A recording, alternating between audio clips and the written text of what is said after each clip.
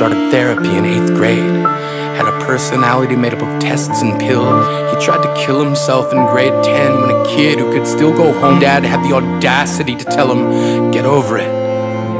Lived like the uphills were mountains and the downhills were cliffs. 4/5 suicidal, a tidal wave of antidepressants, and an adolescence being called pauper.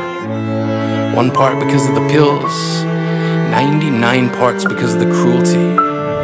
And despite an army of friends who all call him an inspiration, he remains a conversation piece between people who can't understand. Sometimes being drug-free has less to do with addiction and more to do with sanity. So we grew up believing no one would ever fall in love with us, that we'd be lonely forever. Depression and loneliness playing solitaire, spinning the bottle, trying to kiss the wounded parts of ourselves and heal. We kept walking the tightrope. It was practice, and yes, some of us fell.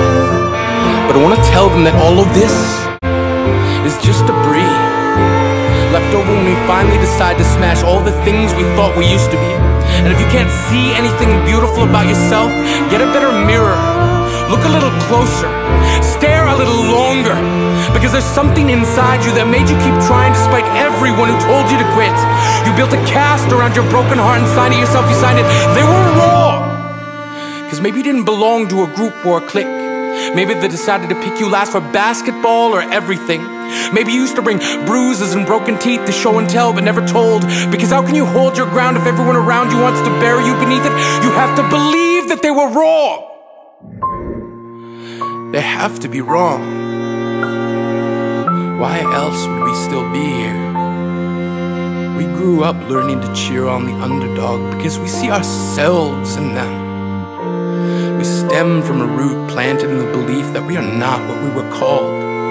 We are not abandoned cars stalled out and sitting empty on some highway. And if in some way we are, don't worry. We only got out to walk and get gas. We are graduating members from the class of we made it.